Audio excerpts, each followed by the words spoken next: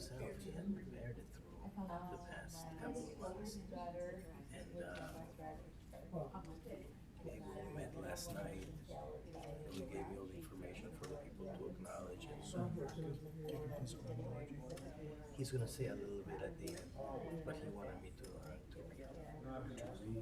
Okay. But he wrote it. We read it last night. Went over it. She's changed a lot. I have the kids next week too. So I can't. Oh, that's why. You know how they get their clothes and stuff. I think he was. They don't come to 6:30. I could never take Shayna with me either to take her to school after. You know, it's funny because a lot of rappers as well bring their kids and they're She driving would to stay school. longer than It's so almost 7 o'clock. Yeah, maybe I can take them 6:30, but if they get them up at 5 o'clock. Leave the house at 6:15 Yeah. instead of 7:30. They all got their environmental centers. You're welcome.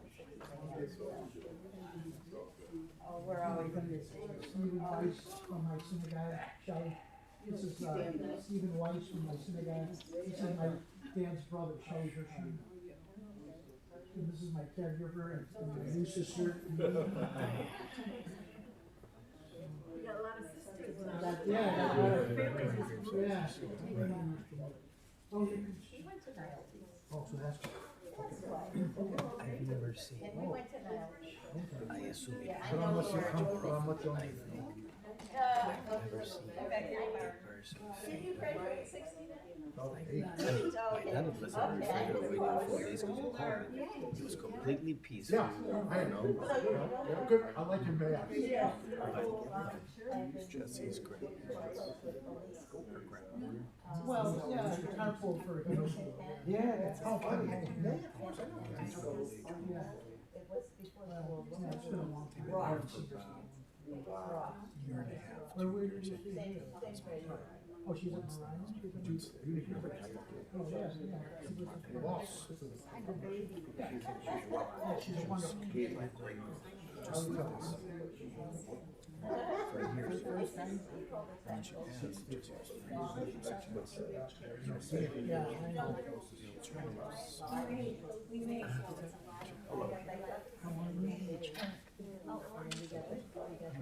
To see you, I'm so sorry. You've known Evelyn for a long time.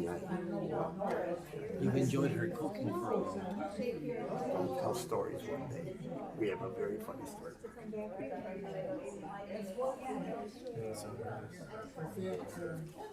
Tomorrow, we'll be celebrating 58. and she Oh, well, it's probably a lot later than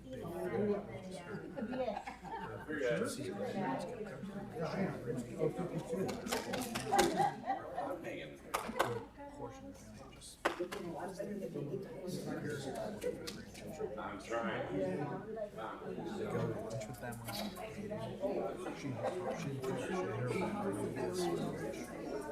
She's so proud to show you. So I just sat, we sat with this rabbi, who's it? Bruce. and then I'm, he doesn't have to walk there. The whole time. She sat right with me. I lived there when my kids were like 7.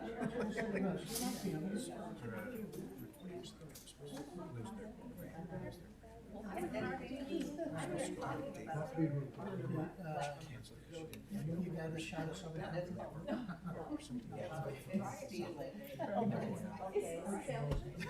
So sitting there with Yeah, the parents. sure. This is I sure. tell them, like, actually, that's so Did you get the church? It was in New York, in New York. So, Exactly. Okay. Okay, it's fine. You've never met them. This is the first time we've met. There's a picture.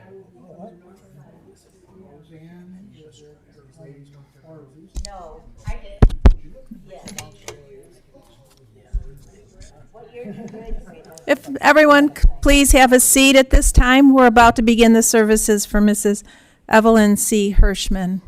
We want to welcome everyone here as well as many of you who are viewing from online. Just as a gentle reminder for the folks present at the chapel, if you have a cell phone with you, please place it in the silent mode or turn it off completely. That would be appreciated. Officiating today will be the clergy from Congregation B'nai Tikva, Rabbi Jeremy Fine, and Hazan Harry Chulif. Thank you, Susan.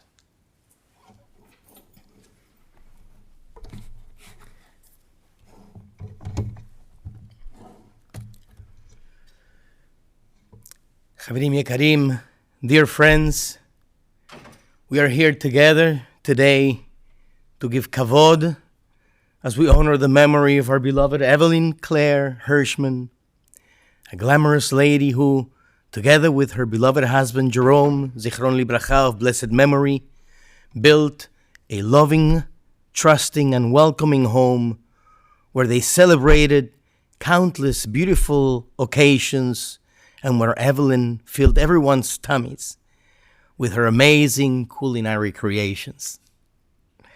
On behalf of the family that makes Congregation B'nai Tikva, we express our deepest condolences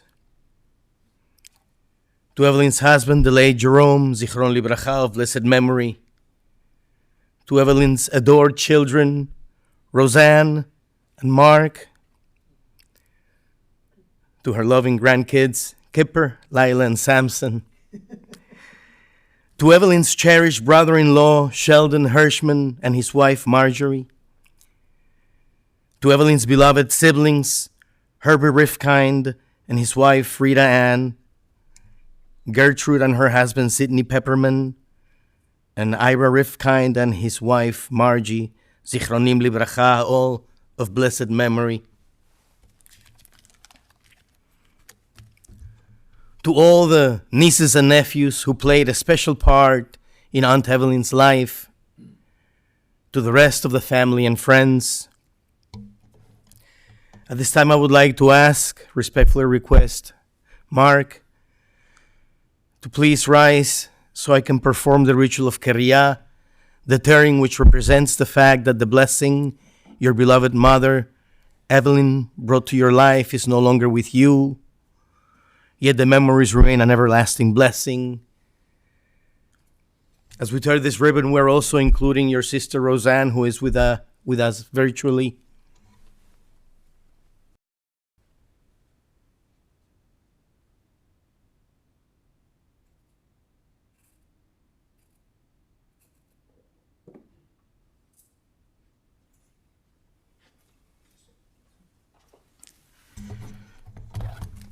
Mark, please repeat these words after me. Baruch Adonai, Eloheinu melech haolam, Dayan ha'emet. Praised are you, Adonai, our God, who rules the universe, who is the judge of truth. Adonai Natan, v'Adonai lakach, Yehi Shem Adonai Mevorach. Adonai has given, and Adonai has taken. Praise be the name of Adonai. Please have a seat.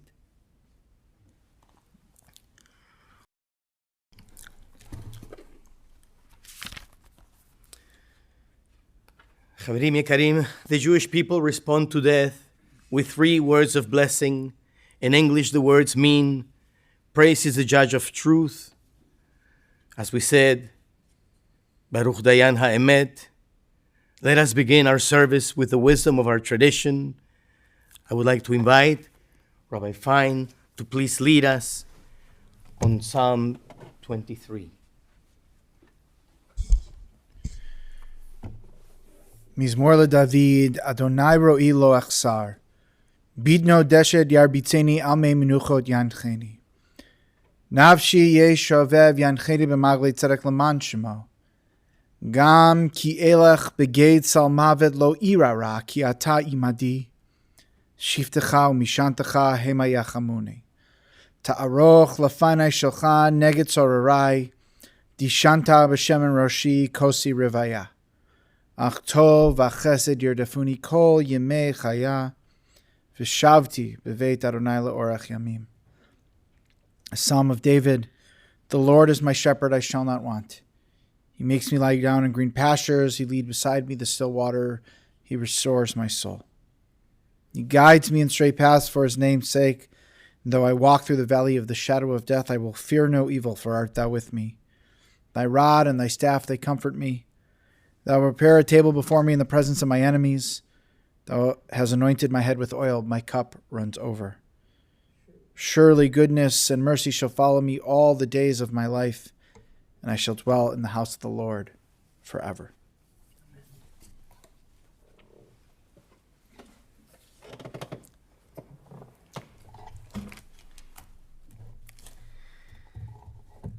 As we gather together today, Chaverim, we are very much celebrating Evelyn's life, a complete, a wholesome life.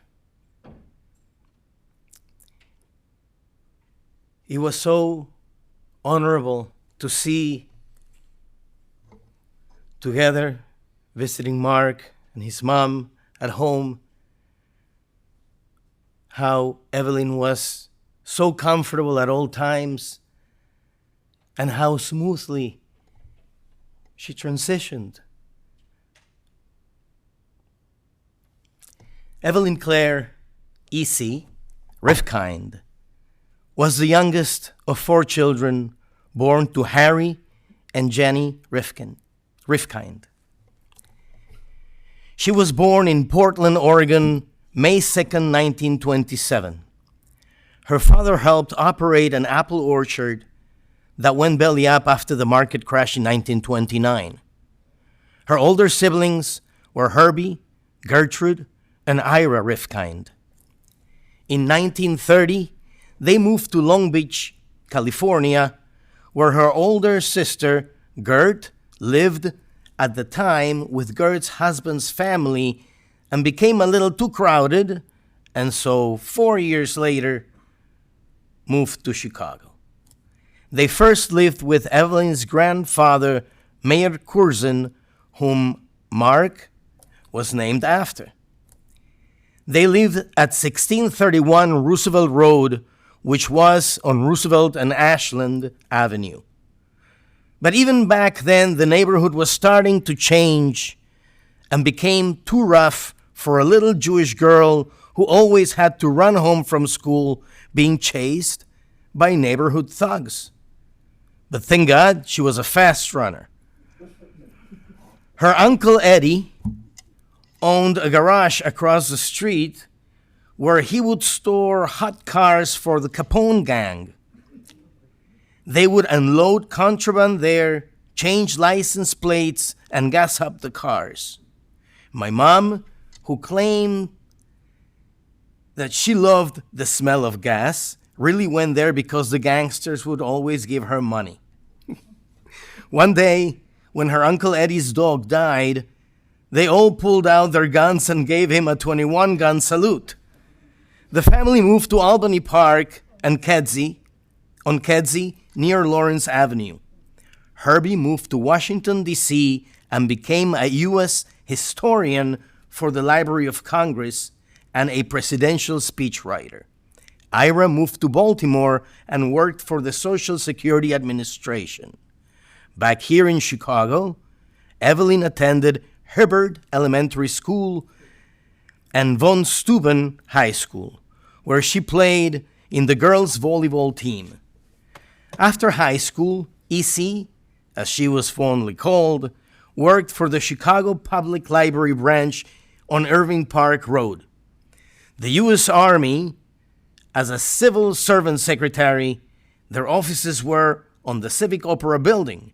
During World War II, Massachusetts, or Mass Bonding for short, which was in the Chicago Board of Trade building with the statue of the goddess of wheat, on top, which was the tallest building in Chicago at that time, where she quit because everyone was laughing and drinking and celebrating the passing of FDR, as they were all Republicans, except for her and her girlfriend, who got her the job there. And she became very angry. Then she wound up working for Alliance Assurance Agency, which were insurance brokers in the same building, where she stayed from after the war through her wedding to Jerome Hirshman on December 20th, 1947, who was an up-and-coming student at the Illinois College of Optometry, and until their daughter Roseanne was born on July 20th, 1953. The doctor who delivered Roseanne passed out on the operating room table, and the backup doctor had to sew her up. Several days later, she found out that the doctor that delivered Roseanne passed away, and that they were his last patients. Jerry and Evelyn bought a small ranch house on Crawford Avenue in Skokie, which was a model home for the builder. Jerome's uncle Julius, who owned numerous properties, pretended to be their lawyer at the closing and made the real estate company include railings, awnings, and shrubbery bushes in the front that normally didn't come with the house. You could see for several blocks all the way to Cleveland Elementary School unobstructed, looking out their front window.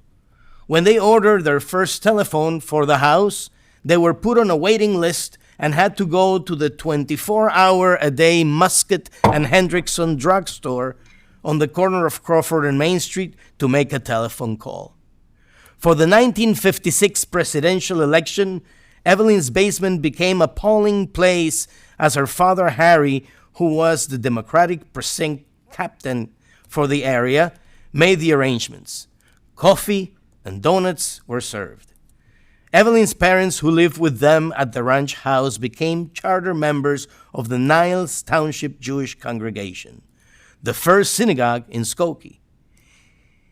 It's an unusual synagogue, having a joint affiliation with both the United Synagogue of Conservative Judaism and the Reconstructionist movement as well. One Sunday, the founding Rabbi Sidney J. Jacobs came to the house, and he saw a little girl, Roseanne, running around and asked my parents why she wasn't in Sunday school. So my parents wound up joining as well.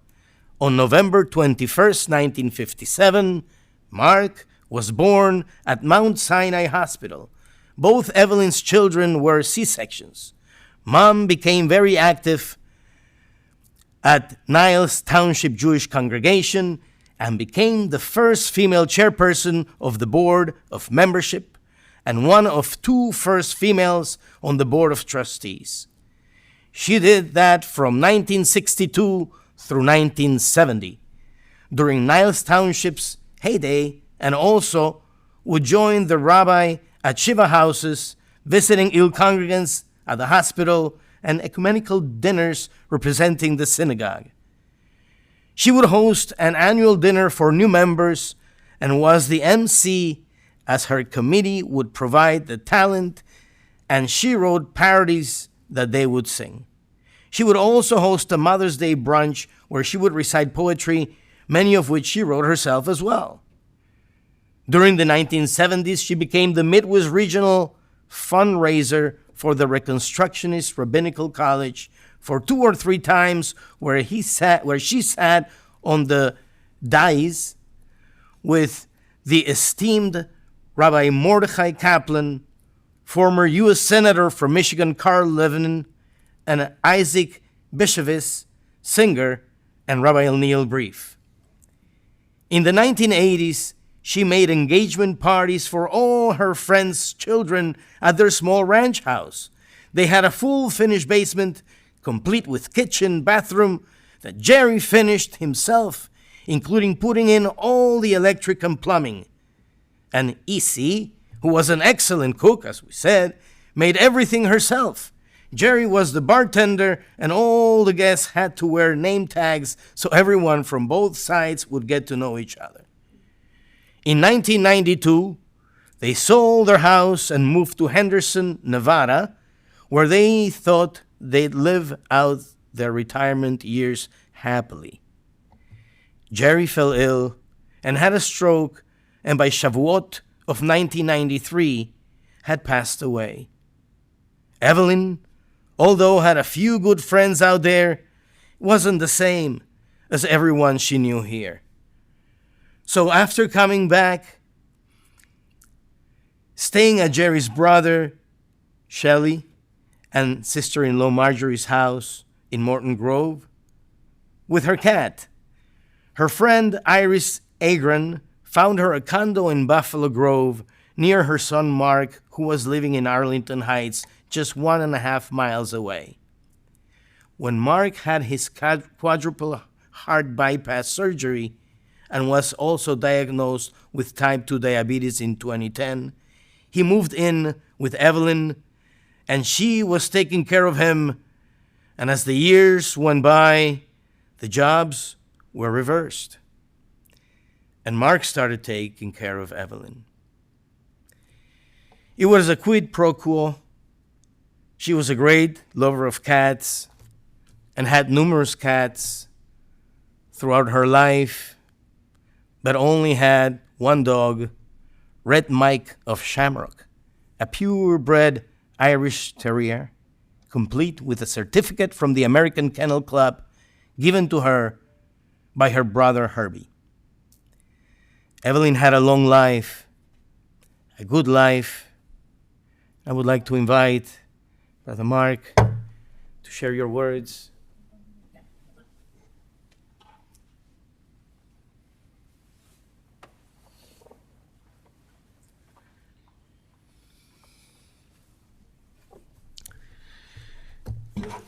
Thank you all for coming.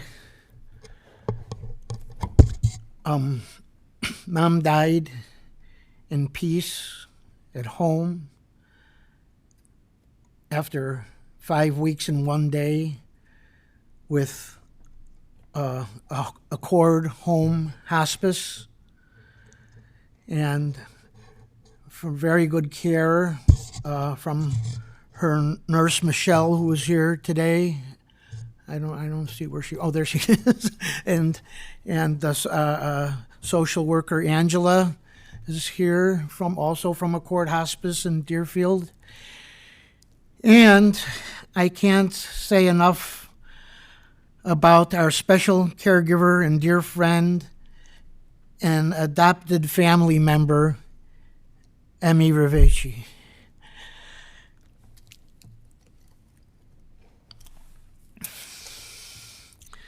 Mom wasn't always the easiest person to get along with. Some would say she was a difficult person. And, but anyway, but, you know, she was still my mother, and I still loved her. And one of the things that she loved was besides cats, was poetry. And I just want to read a little poem from Rabbi Harold Schulweis. God is not mine nor yours, but ours. God is known not alone, but in friendship and in relationship. Not as a separate lonely power, but revealed through our kinship and our friendship, through our healing and binding and raising up of each other. To know God is to know others. To love God is to love others. To hear God is to hear others. More than meditations within, more than insights within, more than feeling within, between us are claims, obligations, commandments to act, to do, to behave in our beliefs. I seek God not as if he were a person alone, a he or a she, but a process, a power, a being, a thing.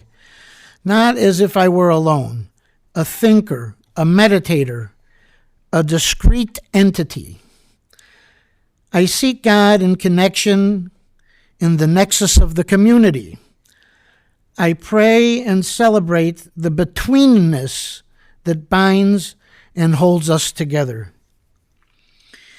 Even alone, I am sustained by my memory of our betweenness and our promise of our betweenness.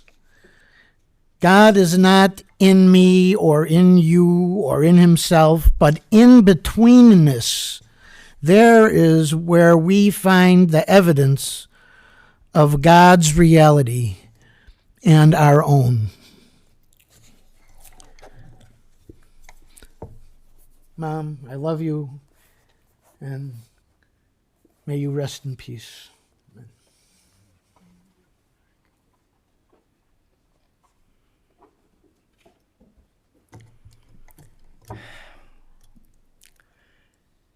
Evelyn Claire Hirshman, EC, of blessed memory, passed away yesterday, the 17th of August, 2022, the 20th day of Av, 5782. Tei nishmata tzerura b'tzorah chaim. May Evelyn's soul be bound to the bond of life. Tei zichra baruch. May Evelyn's memory remain for a blessing. May she rest in peace. And let us say, Amen. Amen. At this time, I would like to respectfully request everyone to please rise, if it's possible, for the recitation of the memorial prayer, El Maleh Rachamim.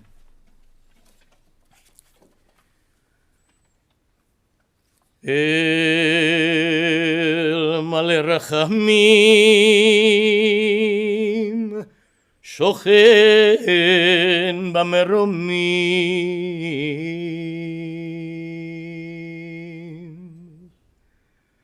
המצא מנוחה נכונה תחת כנפי השכינה במעלות קדושים וטהורים כזוהר הרקיע מזהירים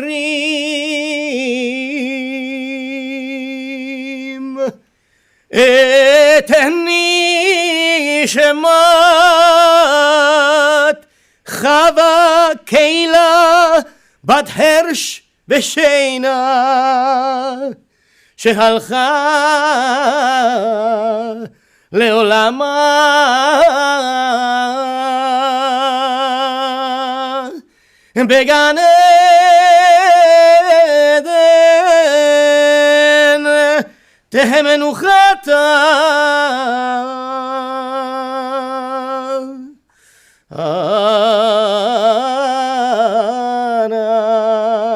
בעל הרחמים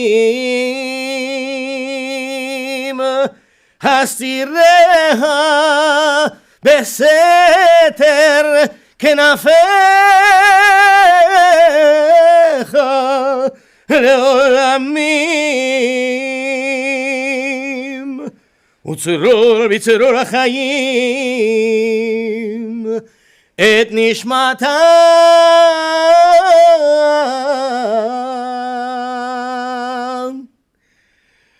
אדוני הוא נחלתה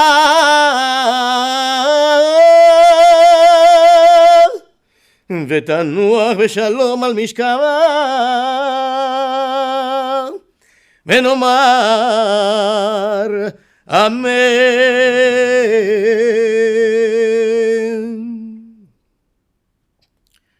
Exalted, compassionate God, grant infinite rest in your sheltering presence among the holy and pure to the soul of Evelyn Claire Hirshman, who has gone to her eternal home. Merciful One, we ask that our loved one find perfect peace in your eternal embrace. May her soul be bound up in the bond of life. May she rest in peace. And let us say, Amen. Be seated for a few brief announcements.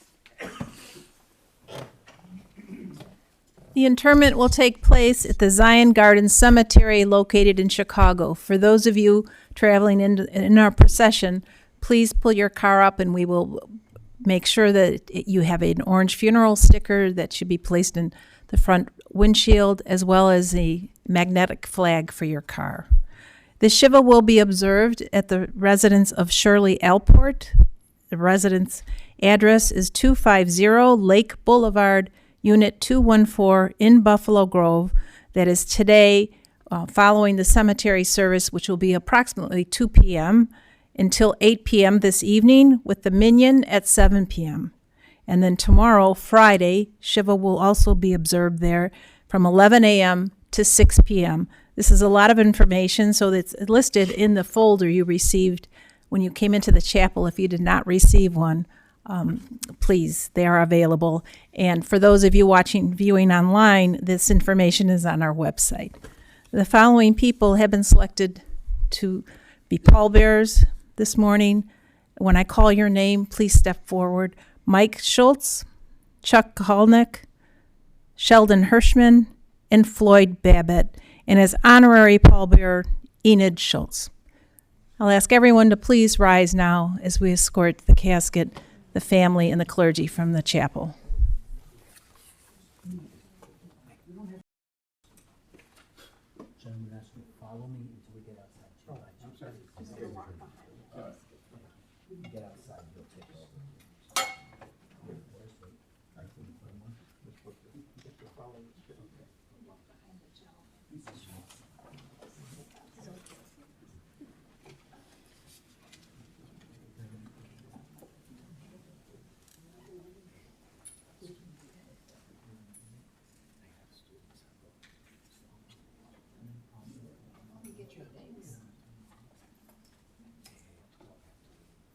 This concludes the service, folks. You can return to your cars as you wish.